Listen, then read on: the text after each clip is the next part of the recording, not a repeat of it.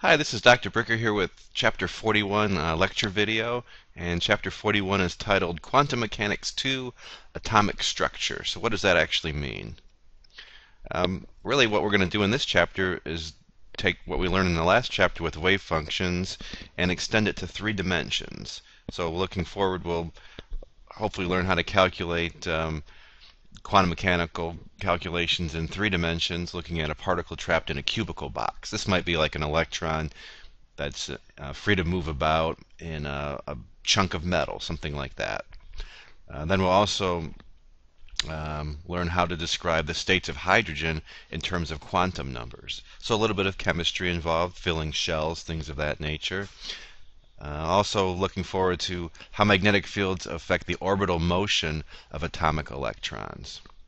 Another thing is how to analyze the structure of many electron atoms. So that's the very last part of the chapter. And what happens when the quantum mechanical states of 2 particles become entangled. So hopefully we'll have time to get to that part of the chapter as well. So if you think about it, lithium has 3 electrons per atom. It's a metal. It burns if you put it into water. On the other hand, if you take helium and you put it into water, it has 2 electrons. It undergoes almost no reaction. So why is this? Why would lithium, really kind of a similar makeup if you think about it, 3 electrons, you take helium, 2 electrons, lithium has 3 protons, helium has 2 protons. They're sort of similar to each other. Why is it different for helium versus lithium? And we'll see that the Pauli exclusion principle is actually responsible for this. So helium is inert because it fills the 2 electrons in the K shell.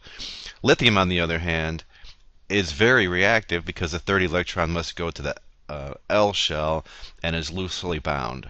So again, that's I alluded to it before, but chemistry. So how does chemistry come into play with quantum mechanics? And that's what we're going to take a look at in this chapter. How shells are filled, why are they filled in certain ways, what different chemical properties can we have. Okay, so here's what the Schrodinger equation looks like in 3 dimensions. And I'll show you where some of this is coming from in just a minute. So minus h bar squared over 2m. This is the time-dependent equation. As you can see, it depends on x, y, z, and t. So we're just extending what we did in the last chapter to include 3 dimensions. Okay, and then there's the potential term, just like we had before, and equal to I h bar, and then d psi, again a function of x, y, z, and t dt. So this is the general 3-dimensional Schrodinger equation. Okay, so here's a little bit more information. So again, psi depends on x, y, z. This is just the time-independent part. The potential now will depend on x, y, and z. The energy of the particle will have 3-dimensional parts as well. Here's the kinetic energy in the x part, the y part, and the z part. And again, this is not a vector quantity. This is just saying there's some momentum in the x part, some in the y part, some in the z part. These are just numbers. You add them together to get the kinetic energy. Okay, in general, psi now is real and complex, just like we had before. If you did psi squared, remember this has a real part and a complex part. When you do psi squared, it just turns out to be real and positive. Remember, it's psi star psi, just like we did in the last chapter. Psi star, you take I and replace it with negative I, take negative I, replace it with I. When you actually do this, do psi squared, it comes out to be real and positive, just like in the previous chapter. Okay, so how can we interpret this wave function? So just like we did before, psi squared in the last chapter was just dependent on the x direction, just 1-dimensional motion. Now this is 3-dimensional motion. So instead of just looking at the probability of finding it somewhere along the x-axis, now we're looking at the probability of finding it in some volume. So not only the x direction, but the y direction, and then the z direction coming out of the page here. Okay, so it's the probability of finding the particle within a volume. So if you think about it, refer back to the last chapter, it was the probability of finding it along somewhere along the x-axis. Now, not only is it the x-axis, but we've got the y and the z thrown in, so it becomes a volume element. And to actually, do this integral later on, you'll have to write the dv as maybe dx, dy, dz, or if you use spherical coordinates, refer back to what dv is in spherical coordinates from a calculus class. Same thing as we had before, the particle's got to be somewhere. So if you do psi squared dv, it's got to be equal to 1. This is called normalizing the wave function, just like you did in chapter 40. Also similar to chapter 40, for stationary states, which again that means definite energy, we can separate psi into its time part, just like we did before. The only difference now is psi has an x, y, and z dependence. Okay. Okay, so for an electron and hydrogen, the potential is symmetrical, and sometimes it helps to do the problems looking, invoking the symmetry. And our lives will be a lot easier if we can do that. Instead of having dx, dy, dz, maybe you write dv in terms of spherical coordinates. And this is just a reminder. By that I mean the potential is a function of r, and here r is x squared plus y squared plus z squared to the 1/2 power. Okay, very nice. Okay, so if a particle of mass m has definite energy E, its wave function is the product of the time-dependent part. I showed you that, the time-dependent part being e to the minus I e t over h bar, and a product of the spatial part, the x, y, z part. Okay, very good. So what I showed you before was the complete Schrodinger equation. So if this obeys the time-independent Schrodinger equation, we could write it just like we did back in the last chapter. This is the time-independent Schrodinger equation. There's no time involved here. So again, definite energy, we know what the time-dependent part is. We can take a look at the spatial part, and that's what we have here.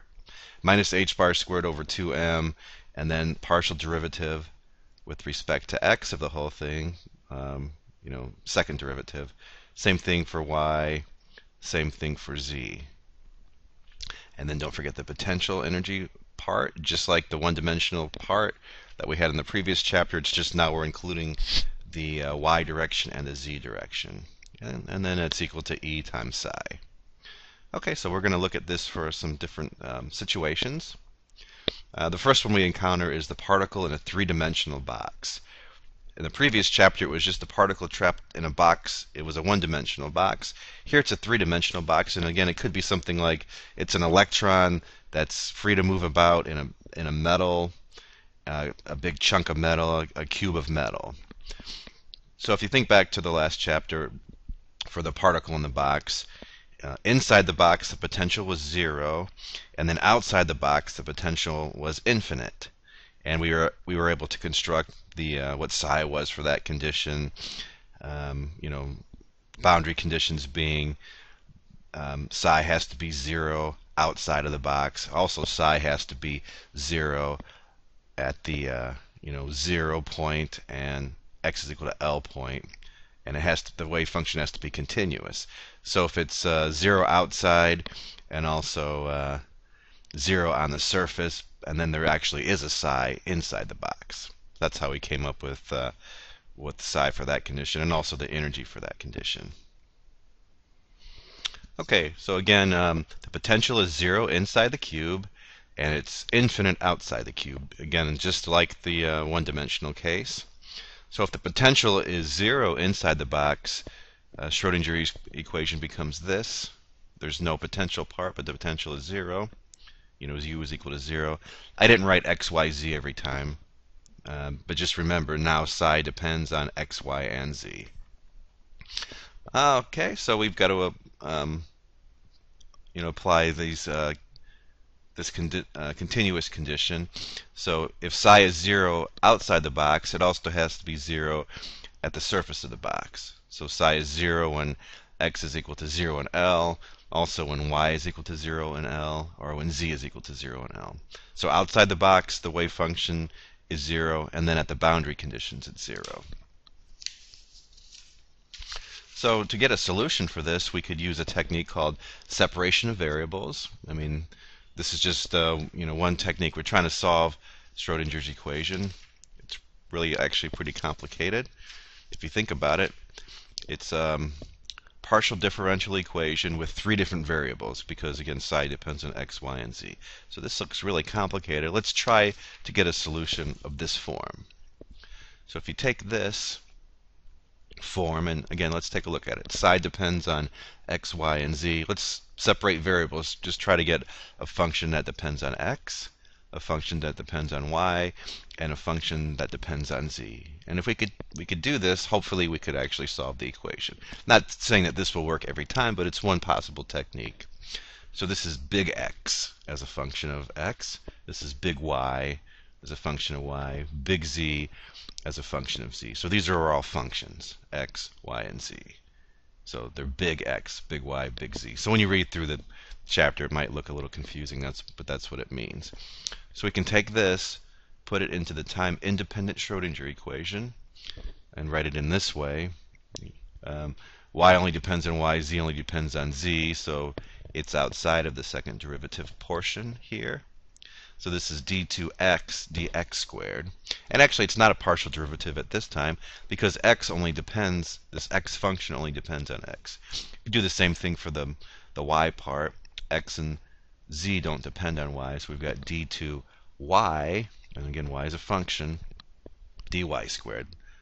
Big Y is the function, little y is the coordinate. And then finally the z part. X and y don't depend on z, so we've got d2 big Z dz squared, and that's equal to xyz. And then we still have times e. Okay, we can clean this up a little bit.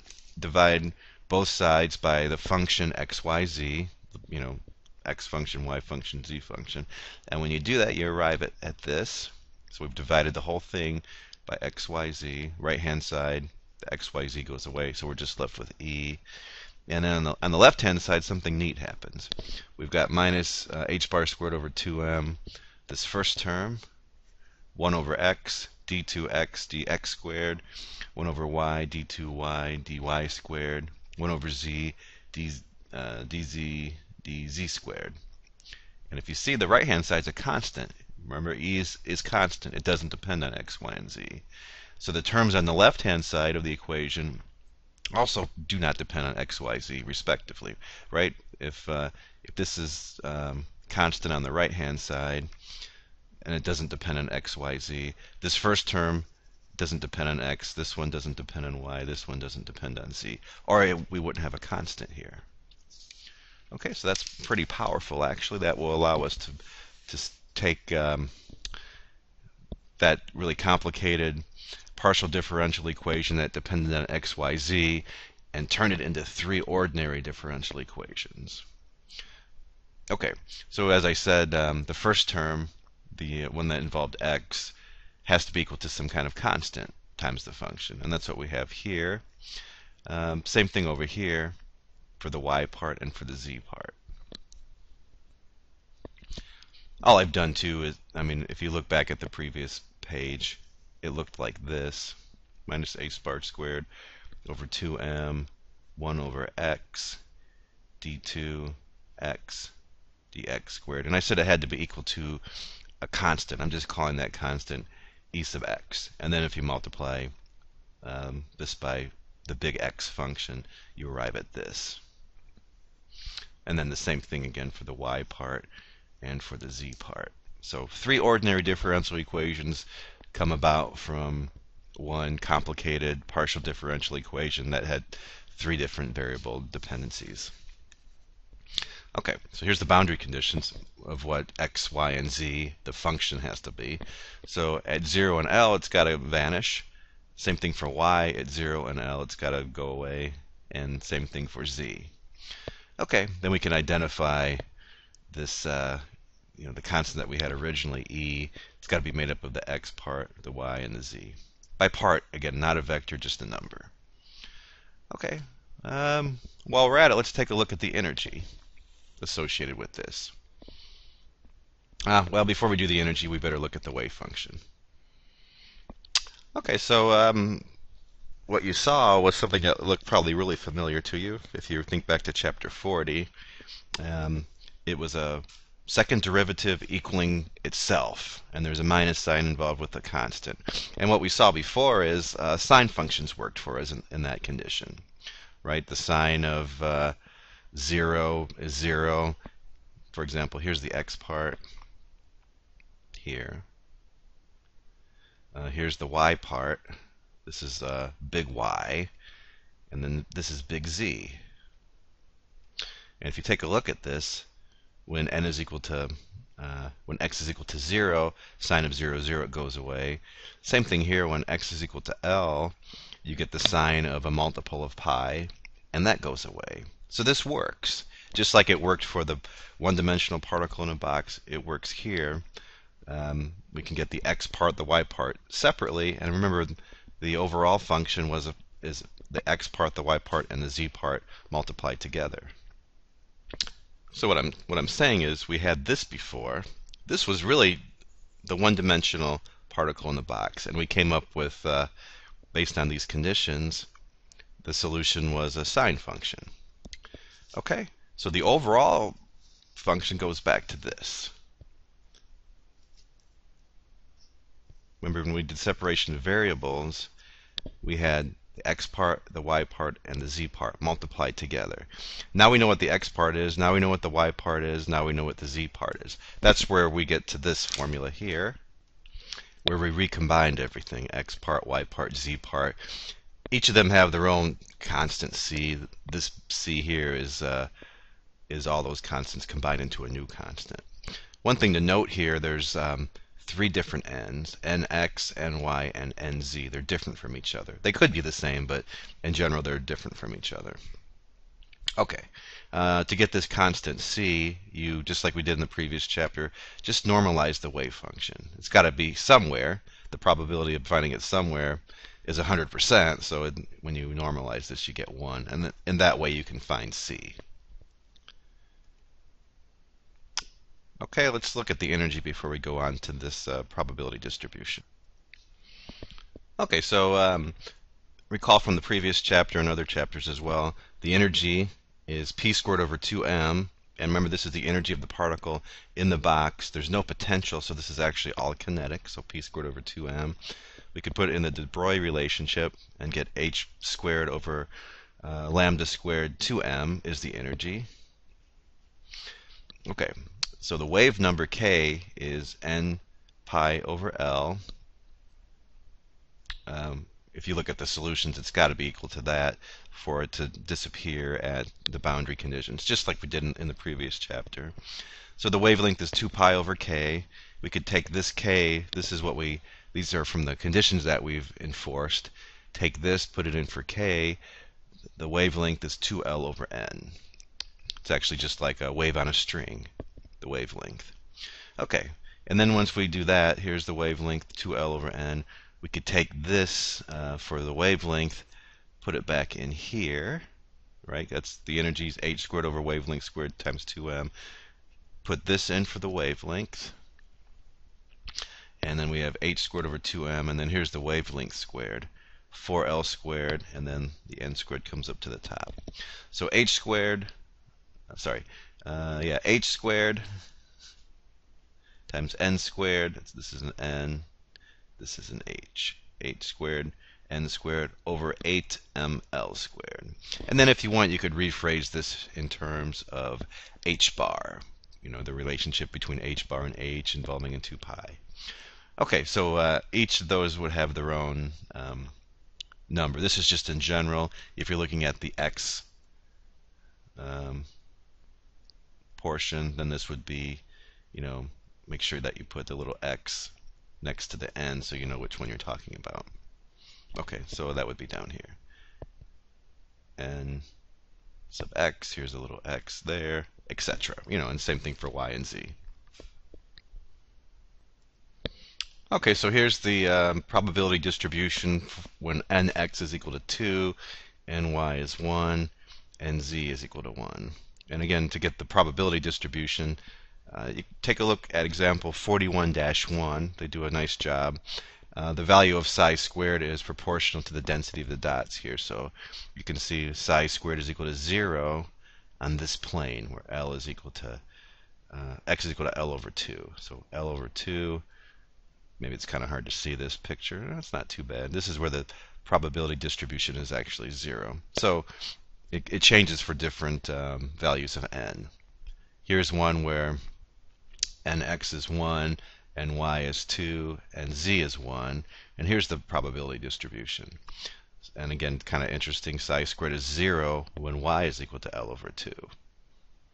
And then sort of a similar relationship. Now it's the z, and that is actually 2. And then psi squared is 0 on this plane. Okay, very good. So it's got to be located somewhere, and with these n's and then the corresponding energies, this is where the probability of finding it, it's actually 0. Okay, so takes a lot of work maybe to work these things out, but it's definitely doable. Just put in these values of n, do psi squared, and see what you get. So if you put the energy relationship all together, I showed you where it comes from in general. You put the x part, y part, and z part together. Remember, ex plus ey plus ez. Rephrase it in terms of h bar squared. We actually did that the same way in the previous chapter. Here's what the energy looks like. Okay, so three-dimensional particle in a box. Here's the formula for the energy levels. Okay, very good. The allowed energies, it's for this particle mass m in a cube of side L. And again, that could be an electron in a chunk of metal. Okay, so it says here, note that most energy levels correspond to more than one set of quantum numbers. So with the one-dimensional particle in the box, each level just had a specific n. Here you can get the same n for a different combination. Sorry, you can get the same energy for a different combination of n's, and this is called degeneracy. So having two or more distinct quantum states with the same energy is degeneracy. So these states are said to be degenerate. Same kind of energy. Here's a picture of it. Okay, so E is equal to 0. All the n's are 0. You would get this. 1, 1, 1. There's only one way of getting that.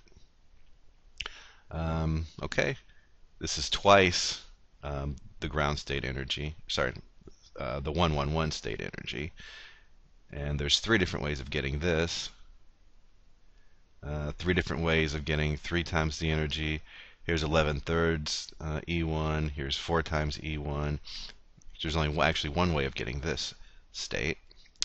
Okay, 14/3. When we got 321, 312, 132, etc. There's a whole bunch of ways of getting this.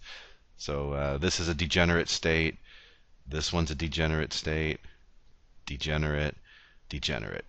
On the other hand, there's only one way of getting this and one way of getting this. So this is not degenerate. Okay, so we'll see how that comes into play in the rest of the chapter, these different energy levels. Okay, so next time what we'll do is move on. We'll take what we've developed so far in this chapter, take the Schrodinger equation for the hydrogen atom, and take a look at it in terms of r, theta, and phi instead of x, y, z. You could do it in x, y, z, it's just really complicated. If you do it in r, theta, and phi, our life will be a lot easier.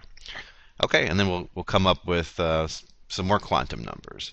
So we've seen this one. It's called the principal quantum number, a little bit anyway. And then we'll come up with L and m sub L, and there's also a spin quantum number. All right, so pretty neat stuff, and we'll see how this relates to filling different shells and also chemistry. Okay, keep reading the chapter, and I'll talk to you soon. Bye-bye.